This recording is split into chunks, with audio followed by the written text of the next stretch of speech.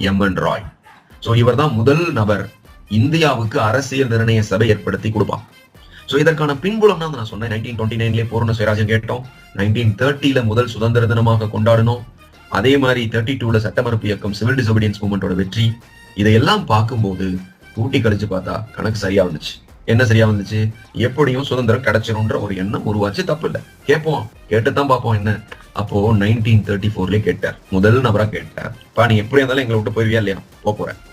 அதுக்கு முன்னாடி எங்களுக்கு அரசியல் அமைப்பை நாங்க உருவாக்கணும், அரசியல் நிர்ணய சபையை உருவாக்கி கொடுத்துரு அப்படின்னு கேட்கிறேன். பிரிட்டிஷார் ஏத்துப்பானா? ஏத்துக்க மாட்டான். சோ அதற்கப்புறமா, ஏன்னா இவர் ஒரு சுயராஜ்யவாதி, கம்யூனிஸ்ட் எம்.என். ராய்.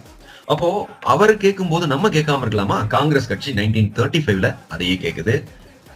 அடுத்தது 1938 Nehru demanded the constitution assembly. நேருவுக்கு பிரிட்டிஷ் அரசாங்கத்துல செல்வாக்கு உண்டு. அப்ப அவர் சார்பா கோரிக்கை வைக்கிறார். சோ எங்களுக்கு கான்ஸ்டிடியூஷன் அசெம்பிளி வேணும்.